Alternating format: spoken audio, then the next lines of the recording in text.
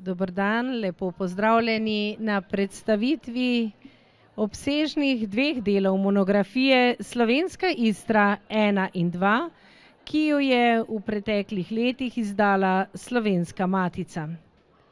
Dovolite, da najprej pozdravim naše današnje goste in to so avtorji oziroma tudi uredniki knjige obeh monografij. Najprej je na levi profesor dr. Darko Ogrin, ki je geograf z oddelka za geografijo Filozofske fakultete v Ljubljani. Njegovo področje je fizična geografija in pa tudi teorija in metodologija.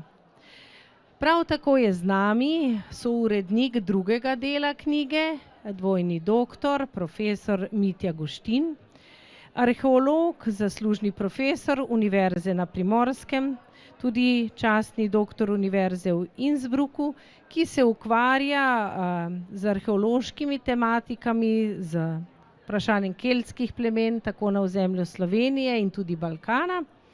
In pa drugi sourednik drugega dela monografije Slovenska Istra, in to je profesor dr. Salvator Žitko, zgodovinar in umetnostni zgodovinar, sodelavec Univerze na Primorskem.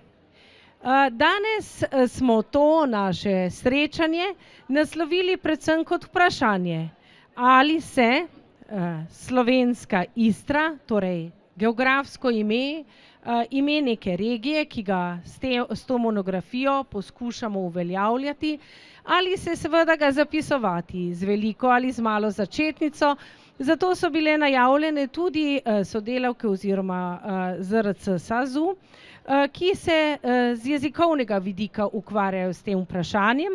Žal so se opravičile, tako da bomo danes predvsem govorili o utemeljitvi tega imena z geografskega in pa tudi zgodovinskega, kulturološkega, umetnostno-zgodovinskega vidika, o upravičenosti tega imena. Namreč govorimo o prostoru, ki smo ga včasih poimenovali Obala, pa Slovenska obala, pa Primorje, pa Koprsko.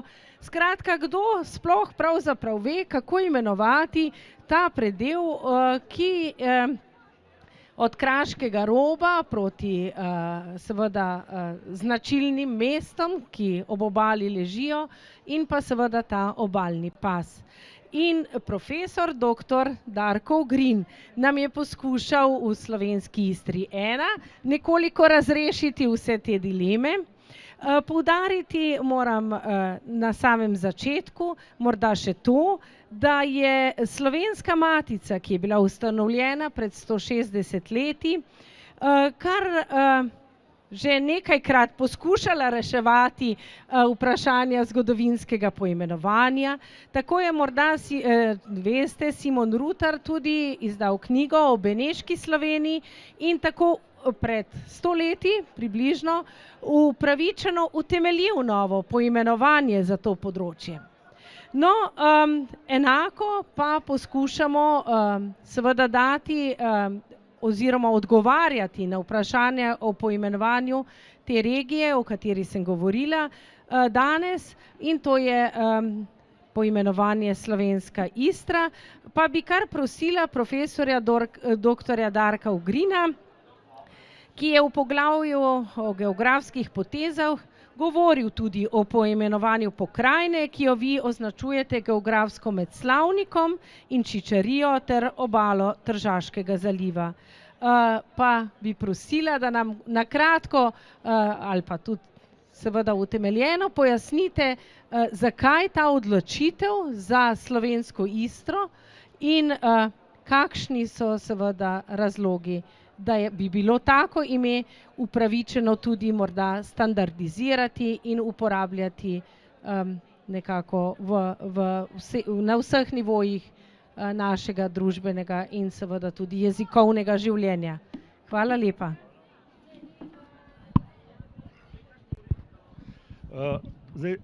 Hvala za besedo.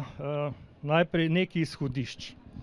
Zdaj, območje obravnave ne, gre za pokrajino pač med Slavnikom, Čičarijo in Tržaškim zalivom, ne, in obema državnima mejama, ne, v bistvu ni enovita naravna enota. Ne, sestavljajo pač to hribovje Slavnika in Čičarije, potem Kraška planota, Podgorskega krasa, potem ta prehod Krasa v Fliš, Bržanija, potem gričevnata pokrajina, ki jo včasih imenujemo Šavrinsko gričevje, včasih Koprska brda, pa še obalni pas. Ne, to je prvo izhodišče. Drugo, ne, pokrajina v tem obsegu tudi ni neka historična regija. Ne. Tako da do priključitve tega območja k Sloveniji po letu 1954 oziroma Jugoslaviji tudi ni imela nekega ustaljenega, ne, niti uveljavljenega imena. Ne. Zdaj o standardizaciji takrat se še ni govorilo, ne, to so zdaj novejši izumi. Zdaj edino ime, ki se je uporabljalo, ki ga lahko zasledimo, ne, za celoten ta prostor, je bila Slovenska Istra, ne, ki se je začelo uporabljati tam v času narodnega preporoda, ne, ko so se Istrani ali Istrijani ali kakorkoli že, ne, del njih nekako začel opredeljevati za Slovence, ne, ta drugi del, ne, pa za Hrvate. Ne, tako da tam potem korenini nekako to ločevanje, ne, na ta slovenski pa na hrvaški del Istre. Ne, čeprav interno, ne, notranje, pa mislim, da so se prebivalci kar enotno imenovali za Istrijane, ne, brez pač te nacionalne opredelitve, ki seveda takrat je šele nekako vznikala in je nastajala, ne, so bili šele zametki tega. Ne. Zdaj to ime, ne, Slovenska Istra, ne, se je potem pojavi, ne, kot dajmo reči na pol uradno ime, ne, v času druge svetovne vojne, ne, kot posebna enota, ki pa vključevalo še občino Dolina, pa nekatera naselja na Milskem polotoku, ne, ki so danes pač za mejo, ne, Italijani. Ne. Ne, zdaj po teh političnih, družbenih, demografskih spremembah, ki so ta prostor zajele, ne, po drugi svetovni vojni, se je za to območje začelo uveljavljati oziroma uporabljati cela kupica imen. Ne, zdaj dr. Gams, ne, si je vzel čas pa naredil neko analizo teh poimenovanj, ki je bila objavljena v prvi številki Anales. Ne, tam on omenja, da se vsaj enih 10, če ne več imen uporabljajo za ta prostor. Ne. Če jih malo naštejem, od obale, obalna regija, Koprsko, Koprsko primorje, Koprska pokrajina, Primorje, Slovenska Istra, Istrska Slovenija, Šavrini, Šavrinska brda, Šavrinsko gričevje, obmorska regija, Koprska regija, vendar nobeno od teh imen, ne, ni doseglo neke prevladujoče rabe. Ne, pa tudi uporabljala, ne, so se na različne načine, ne, tudi z različnimi prostorskimi opredelitvami. Ne, zdaj v bistvu od vseh teh imen, ne, mislim, tako, zdaj govorim po mojem občutku, ne, da so se ena 4 še najbolj uporabljala. Ne. Zdaj prvo, obala, ne, oziroma slovenska obala, zdaj to samo ime, ne, po svojem izboru pač izhaja iz teh bolj upravno-planerskih političnih krogov, ne, in iz teh krogov, ne, potem tudi zašlo v javnost in se razširilo v javnost. Ne, zdaj z vidika sprememb, ne, ki jih je ta prostor doživljal po drugi svetovni vojni, ga lahko na nek način razumemo. Ne. Ne, vemo pač, da so se ta obalna mesta spraznila, ne, da so potem oblasti naseljevale nove prebivalce iz zaledja obale, ne, pisano z malo seveda, ne, potem z drugih krajev Slovenije, z drugih krajev tedanje Jugoslavije, ves razvoj, ne, se je usmeril v ta prostor in gospodarski in družbeni, ne, tako da je tle nastala ena taka dihotomija, ne, med temi obalnimi predeli pa zaledjem, ne, ki se je izpraznilo, ki je stagniralo, ne, doživljalo depopulacijo, ne, in tudi neko resignacijo, bi rekel. Ne, tako da z tega vidika, glede na to, da je bilo vse skoncentrirano v morju, je ime na nek način razumljivo, ampak ni pa pravično. Ne.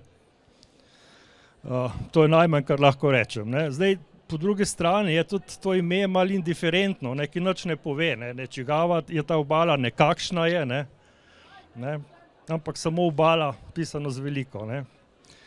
Potem še ena zadeva, ne, če gledamo pač na to ime z tega geomorfološkega vidika, ne, gre za v bistvu geomorfološko gledano, ne, v bistvu obala sama pomeni stik, ne, morja in kopna. Ne. Tle se je pa to ime razširilo vse gor do Kraškega roba oziroma do Slavnika in Čičarije. Za vse tisto območje, ki je nekako gravitiralo k Kopru kot največjemu centru. No, z tega vidika gravitacijskega se je tudi pojavilo ime Koprsko primorje oziroma Koprščina. To ime se je veliko uporabljalo, delno se še vedno v geografskih krogih in seveda kot tako označuje ozemlje, ki gravitira k Kopru.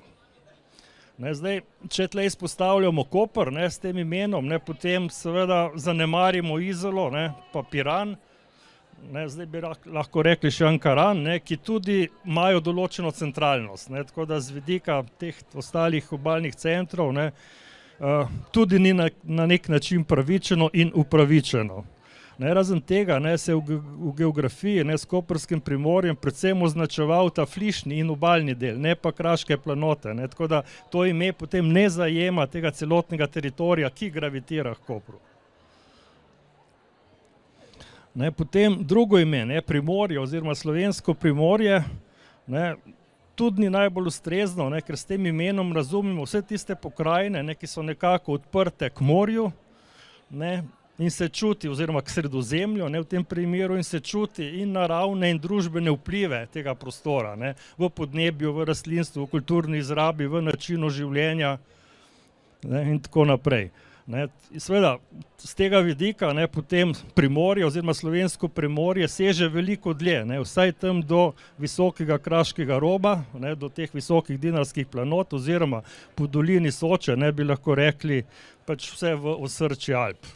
Tako da, kaj sem iz povedanega, pa če gledamo na to ime bolj z tega historičnega vidika, potem se meni osebno zdi še najbolj upravičeno ime Slovenska Istra, čeprav ima tudi to ime neke določene slabosti. O tem lahko morda potem v debati še kakšno več rečeno. Prvič, zato, ker kljub vsemu ima neko historično noto, če se je začelo uporabljati, kaj sem, pred 100 leti, pa še nekaj več.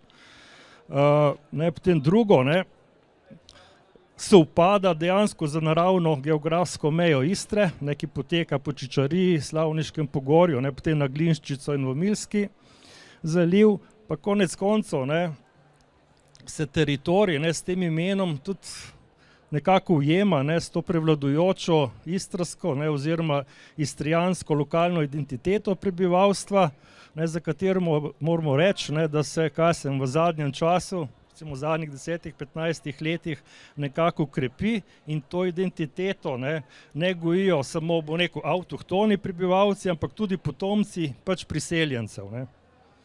Tako, za začetek. Hvala.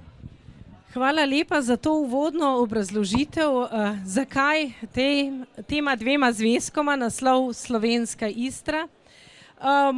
Kot sami lahko že vidite tudi po obsegu obeh monografij, je to izjemno delo. Pri prvi knjigi so sodelovali 3 uredniki. Profesor Pavšič, Gogala, Seliškar, ki so se ukvarjali predvsem z vprašanji neživega sveta, rastlinstva. Torej v prvi knjigi je vprašanje tega področja obdelano predvsem z naravoslovnega vidika. Pri drugi knjigi in v prvi knjigi je sodelovalo več kot 50 avtorjev, ki so pripravili posamezne obsežnejše prispevke. Razdeljena je v 3 dela, neživi svet, ki ima 9 poglavij in govori o vseh vprašanjih od geologije, tal, geografskih potez, podnebju in podobno. Drugi del, ki obravnava rastlinstvo, in tretji, kjer je obravnavano živalstvo od mehkužcev do sesalcev. Prvotno je Slovenska matica načrtovala en sam zvezek.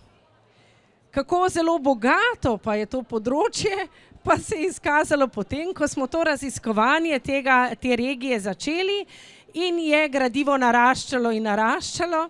In seveda smo se nazadnje odločili, da bomo pripravili 2 zvezka, glede na izjemnost, dragocenost tega področja, te regije.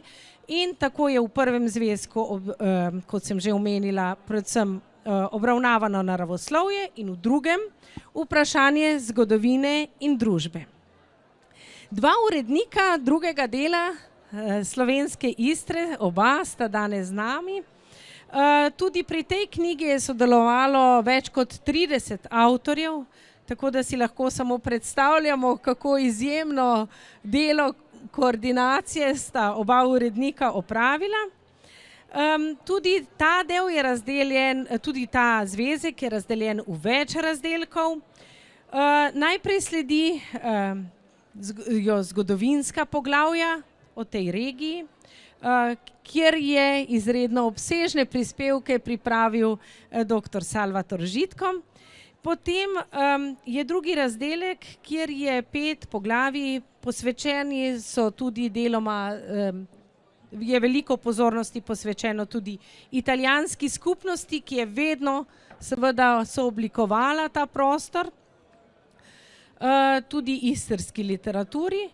Pa tretji razdelek, ki obsega 11 poglavij in se ukvarja predvsem vprašanji okolja, arhitekture, stavbarstva, tudi kulinarike, glasbe in plesa.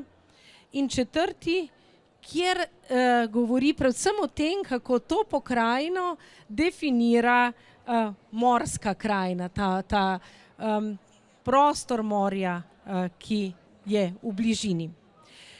Toliko zgolj za nekako bi rekla intermezzo k uvodni utemeljitvi imena Slovenska Istra. Zato, da naslovim seveda oba druga današnja gosta. Morda, če dovolite, najprej profesor dr. Salvator Žitko, vi ste obravnavali predvsem zgodovinskega vidika ta prostor. Koliko pa je zgodovinskega vidika, slišali smo že, da to ni historično tako zelo izrazito definira, da ne moremo tako izrazito govoriti o imenu Slovenskega Istra z historičnega vidika, torej koliko je zgodovinsko utemeljeno tako poimenovanje in morda nam ponudite še kratek uvid v to vaše res izjemno obsežno raziskavo Istre, slovenske Istre skozi čas, od tiste beneških časov, Beneške republike, pa do pa seveda avstrijske vladavine in seveda tudi povojne Slovenije. Izvolite. Hvala lepa. Torej, jaz sem že na predstavitvah v Ljubljani, pa potem tudi na Obali, imeli smo predstavitev v Kopru in v Izoli in Piranu, povsod naglašal, da je zgodovinski tok tega obalnega prostora seveda bistveno drugačen, kot je zgodovina pravzaprav osrednjih slovenskih pokrajin in da so tudi zgodovinski mejniki razporejeni bistveno drugače in da se je treba bilo na nek način, ko sem koncipiral ta poglavja, teh mejnikov tudi držati. Tako da seveda glede na to, da je poudarek na zgodovini in družbi, se pravi na tej, bi rekel, stoletnem razvoju tega območja, ki je bilo tako rekoč, lahko rečemo, skoraj do leta 1954, ko se je tedanja cona B svobodnega tržaškega ozemlja, ko je bila ukinjena in ko se je koprski okraj, tedanji okraj pridružil oziroma vključil v tedanjo Republiko Slovenijo in še tedanjo seveda Jugoslavijo, bujski okraj pa pod Hrvaško. Torej si lahko zamislimo, da je dejansko kakršnokoli poimenovanje Slovenska Istra za ta prostor bilo nemogoče, nepredstavljivo, čeprav, kot je prej kolega Darko Ogrin poudarjal, se to ime vendarle pojavlja že v času narodne prebuje v drugi polovici 19. stoletja, ko nastane tudi znani zemljevid Petra Kozlerja, ki nekako skuša razmejiti, ampak bolj po jezikovnih, kulturnih kriterijih prostor Istre, torej istrskega polotoka in nekako prvi povleče to mejo, ampak predvsem jezikovno mejo, torej tja od Pirana pa notri do Dragonje, pa potem vzdolž toka Dragonje do Topolovca, Hrvoju in potem proti Rupi in tako naprej. To se pravi, da ti poskusi delitve Istre, istrskega teritorija med pretežno, ne izključno, ampak pretežno slovenskim in pretežno hrvaškim delom dejansko so obstajali. Ampak torej poimenovanja tega predela dejansko, če jim sledimo daleč nazaj, že v pozno rimsko obdobje, so na primer, torej, ko v okviru rimskega sistema, upravnega sistema, torej Rim seže jasno daleč proti vzhodu, torej se pojavlja na primer neko prvo poimenovanje, torej 10. regija, Benečija in Istra, oziroma decima regio Venecija et Histrija. To se pravi, ta ime Istra dejansko ki je povezana z prvotnimi prebivalci, torej Histri, ki so naseljevali večji del istrskega polotoka, dejansko seže daleč nazaj. To se pravi, že v predrimski čas in seveda potem zlasti, torej po razpadu rimskega cesarstva, dejansko se Istra na nek način skozi stoletja vedno znova nahaja kot neko mejno območje enih velikih tvorb, ki segajo v srednjo Evropo,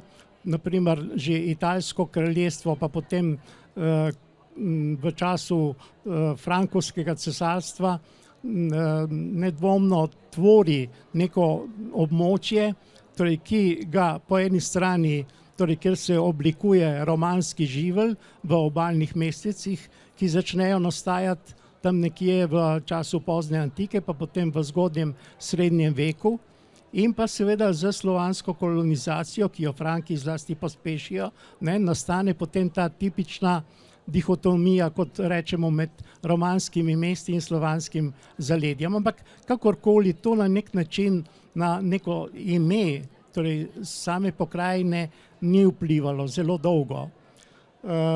Torej to, kar je morda pri tem poimenovanju, torej pri tem sosledju pravzaprav imen, ki jih srečamo za ta prostor, po antiki v glavnem govorimo vedno o mejni grofiji Istri, to se pravi Istra kot celota, ki se jo pa na eni strani torej delijo oglejski patriarhi, ki imajo posvetno in seveda cerkveno oblast na tem celotnem istrskem polotoku.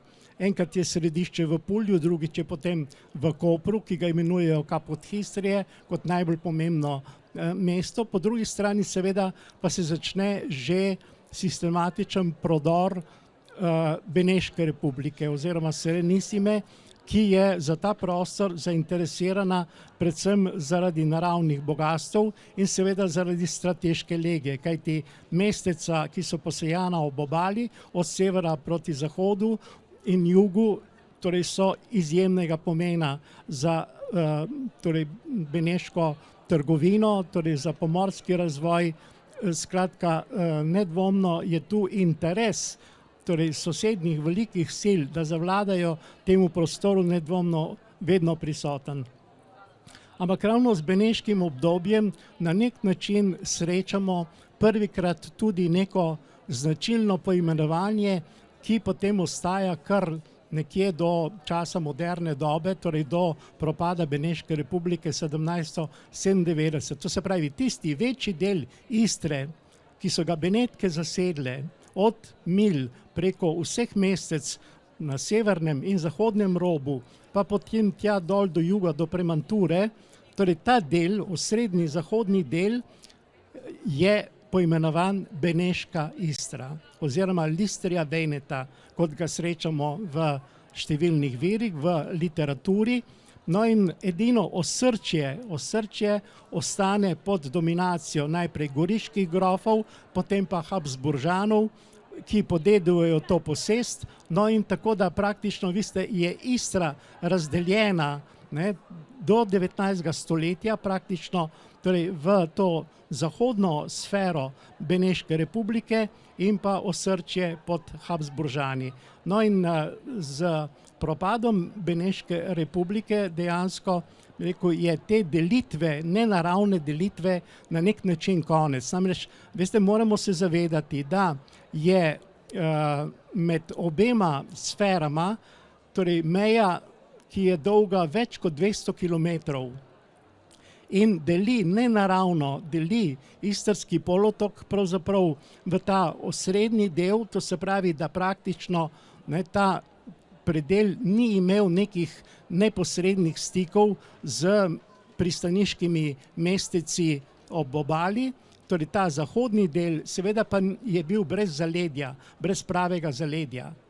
Tako da bi rekel, je propad Beneške republike, tako kot je na eni strani seveda bil to en hud udarec zlasti za romanski živelj, za italijanski, ki se je postopno oblikoval v mestecih, torej za to bi rekel njihovo tudi izobraženstvo, elito, za jezik, kulturo, šole, torej za urbani razvoj, tako kot je to na nek način bil udarec, je po drugi strani pa vendarle prinesel tudi nek hitrejši napredek temu prostoru, zlasti zaradi tega, veste, ker je Avstrija potem takoj, ko je zavladala pravzaprav nad tem celotnim polotokom, torej videla, da je na nek način popolnoma nesmiselno ločevati Istrski polotok od Trsta. To se pravi, da je upravno 1804. je združila torej Istro in Trst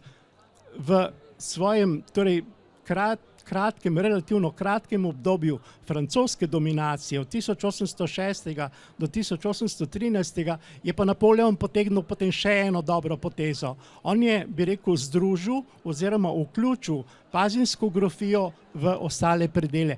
Tako da praktično, bi rekel, je na pragu 19. stoletja Istra vendarle poenotena, to je nekako upravno enoten teritorij, ki nosi različna imena. Enkrat je upravno središče v Pazinu, potem je večinoma v Poreču, kjer je tudi Istrski deželni zbor, ampak ta pokrajina, torej zlasti potem, ko v drugi polovici 19. stoletja v ustavni dobi Avstrija zagotovi avtonomijo tem pokrajinam, torej v bistvu dejansko to postane mejna grofija Istra. In kot mejna grofija Istra dejansko dočaka propad Avstrije, dočaka, bi rekel, seveda tudi zasedbo z italijanske strani, to se pravi, polom Avstrije je prinesel tudi Istri in celotnemu nekdanjemu avstrijskemu primorju eno popolnoma drugačno situacijo,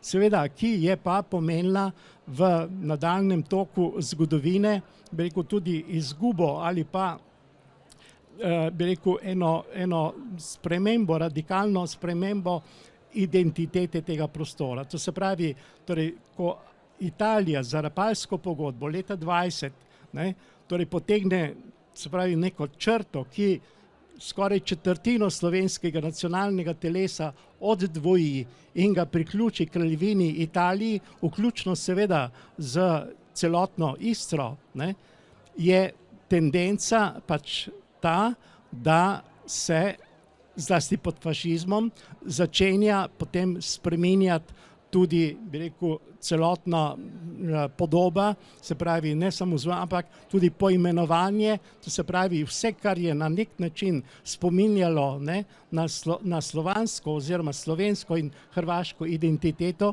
začenja potem počasi izginjati.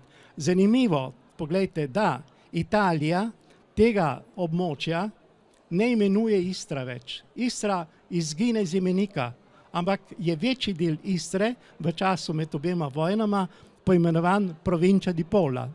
To se pravi, da je to čisto nekaj, torej neka torej nova oziroma neka nova konstelacija nastane, samo en majhen delček, tukaj čisto na severni Istri, se pravi dolina od Mil do doline, torej ta delček je vključen v Tržaško provinco, torej Provincia di Trieste.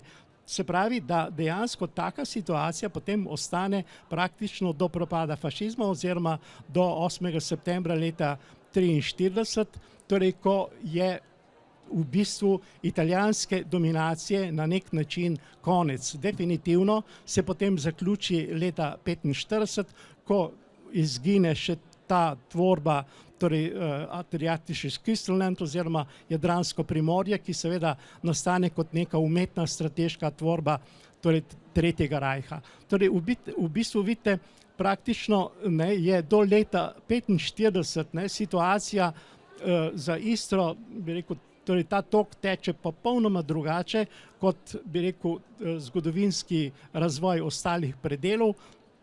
No in za nameček 1945. leta, ko se na nek način večji del, ko se ustvari pač Federativna ljudska republika Jugoslavija in tako naprej, ta del je znova odrezan, to se pravi, da se zaradi borbe za meje, za rešitev tržaškega vprašanja, torej tu oblikuje tako imenovano svobodno tržaško ozemlje, razdeljeno na cono A in na cono B.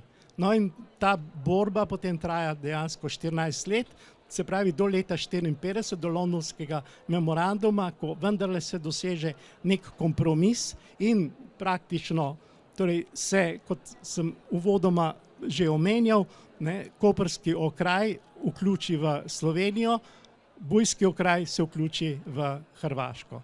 No in dejansko, zakaj potem na nek način je treba vendarle Istro tukaj dokončno razdeliti, pa ne več samo po jezikovnih, etničnih principih, ampak pravzaprav kot dve državni tvorbi, se pravi dve republiki, vsaj torej Republiki Federativne ljudske republike Jugoslavije, se pravi, da tu je treba potem kakorkoli že potegniti mejo, se pravi, da čeprav je bila ta meja administrativna, na Dragonji, ampak vendarle je bila meja. Se pravi, tisti predel severno od Dragonje je bilo treba nekako poimenovati. Se pravi, moral je dobiti neko novo identiteto, neko novo ime. No in od takrat dalje dejansko so ta različna poimenovanja, kot smo slišali, od obale, Koprskega primorja in vse mogoče, ampak seveda se oblikuje potem tudi ime Slovenska Istra. Zaradi tega, ker je večji del Istre vendarle spadal pod Republiko Hrvaško. No in tukaj smo zdaj pri seveda tem ključnem problemu, pri ključnem problemu današnjega časa. Se pravi, da kaj na nek način danes prebivalstvo, ki je večinoma priseljeno, na novo naseljeno v obalnem pasu, kaj, bi rekel, italijanska manjšina razmišlja. In zanimivo, torej, da je italijanska manjšina, mene je zadnjič presenetilo, ko sem sledil nekaterim predvolilnim debatam torej, na italijanski televiziji oziroma na regionalni televiziji TV Koper Capodistria in so imeli v studiu pripadnike italijanske manjšine iz piranske občine.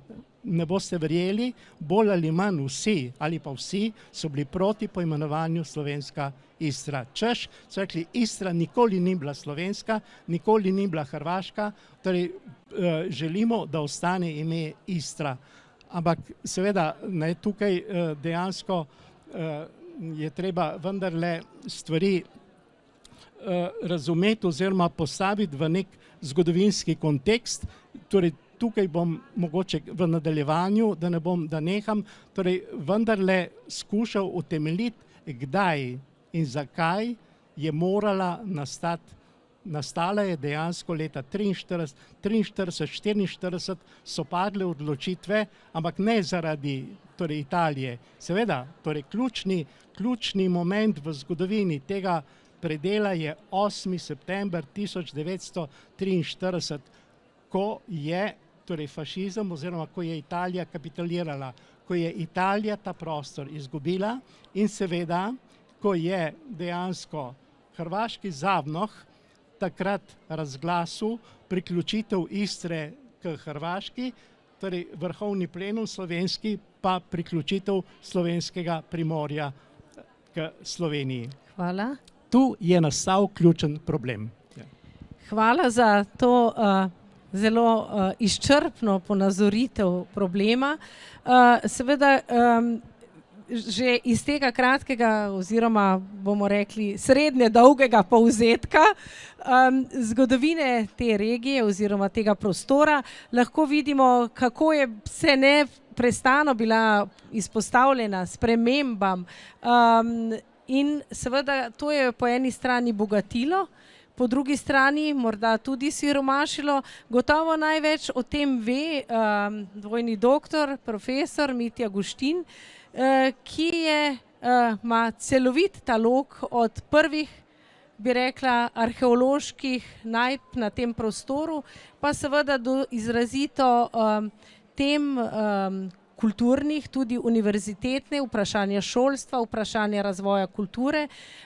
Saj je bil tisti, ki je tako rekoč koordiniral, zbiral in seveda moral tudi izbirati, koliko in kaj v to knjigo zajeti. To izjemno bogatstvo gradiva, ki se je nabralo, in pa seveda hkrati tudi selekcija, ki ste jo morali opraviti, kaj vključiti, je morda tudi samo poimenovanje te regije. Vemo, da smo se tu nekoliko razhajali, morda nekoliko definiralo vašo selekcijo celotnega materiala za drugi zvezek slovenske Istre. Hvala za besedo. Lep pozdrav vsem skupaj. Kljub vsemu zaključujemo počasi. Naj bo to malo bolj ležerno, ne tako natančno definirano, kot sta to naredila moja dva kolega. Moja prva služba je bila v Brežicah, to je v Posavju. Takrat nisem vedel, kaj je Posavje, ker sem pač prihajal iz Pirana, ampak tisti, ki je šel iz Krškega v Brežice, je rekel, jaz grem na Štajersko. In tisti, ki je šel iz Brežice v Krško, je rekel, jaz grem na Krajinsko. S tem hočem povedati, da se je ohranila pri prebivalstvu, ki je bilo pač vedno tam, ta dolga tradicija, da so bile pač te kronske zemlje in tudi potem 100 let kasneje skoraj je ta delitev na Štajerce in Krajince ostala, čeprav smo bili teoretično ali pa pravno formalno vsi Posavci, kar pač seveda ne pove veliko, glede na to, da imajo Hrvatje Posavino, pa mi Zasavje in tako naprej. Kaj hočem s tem povedati? Ko so naju starši pripeljali niti ne vem kam, ker sem bil premajhen, da bi si zapomnil, a so nas peljali v Portorož, Koper, Piran, ali so rekli kontinentalci, celinci, zdaj gremo pa na morje. Mislim, da niso rekli, da gremo na obalo. Tega pojma takrat ne poznam. Kakorkoli že, mi smo prišli dol in smo dejansko naselili spraznjen prostor, kjer je bila ena ogromna množica italijansko govorečega prebivalstva, ki je deloma izviralo vsaj iz pozne antike, se pravi 4. 5. stoletja našega štetja, deloma so pa imeli v svojih genih tudi gene histrov, o katerih je govoril kolega Žitko, in histrov recimo še za 500-600 let nazaj. Se pravi, to je bilo eno prebivalstvo, ki je lahko upravičeno reklo, mi smo Istrani. In potem so prišli mi, ki smo bili malo Štajerci, malo Prekmurci, malo Kraševci iz različnih krajev Slovenije, tudi Jugoslavije, in smo ta mesta, ki so bila zelo močno naseljena v primerjavi s podeželjem, ki je bilo naseljeno z kmečkim prebivalstvom, tako bi rekel, bolj na redko.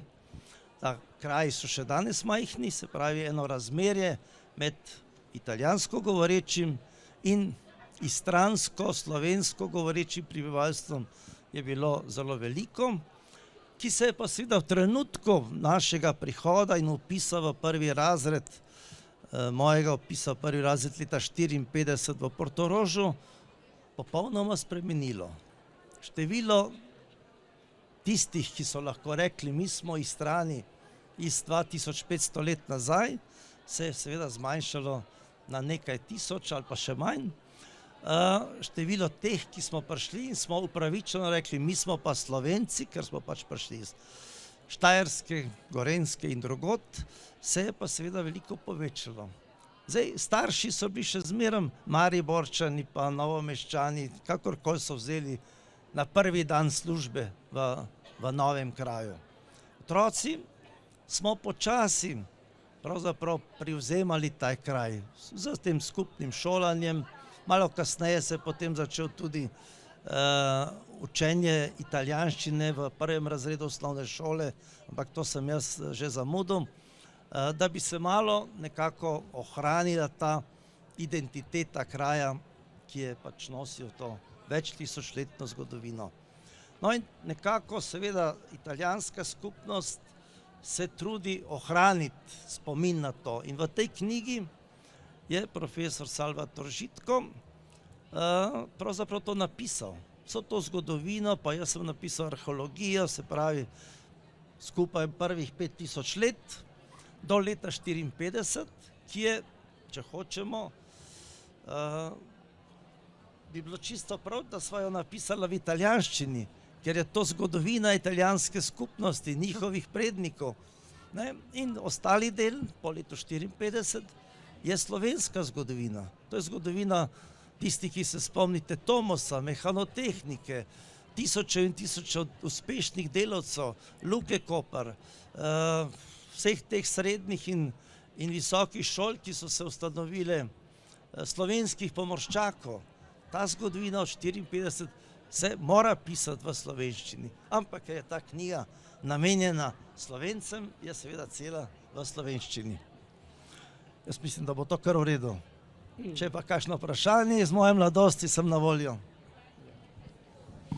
Ja, žal je čas absolutno prekratek za takšen obseg gradiva, za tako veliko raziskavo in seveda tudi za tako temeljna vprašanja, kako zdaj to regijo poimenovati, kako uveljaviti ali pa seveda predvsem v nekem soglasju doseči poimenovanje te regije, ki bi bilo rabljeno tako v širši, kot seveda uveljavljeno v strokovni rabi. Vprašanje bo ostalo tudi po tem pogovoru še naprej. Knjiga pa bo seveda trajno, enako med nami in vsak, sem prepričana, si lahko ob teh dveh zvezkih ustvari zagotovo v vsakem trenutku podobo, kako zelo dragocen je ta prostor, kako izredno bogat je ta prostor in kako zelo poseben je ta prostor, ker ga tudi navdihuje morje, morska krajina in ga na nek način definira. Hvala lepa, da ste bili danes z nami. Hvala seveda vsem današnjim gostom in vprašanja bomo še odpirali na Slovenski matici, vedno vljudno vabljeni k nam. Hvala lepa.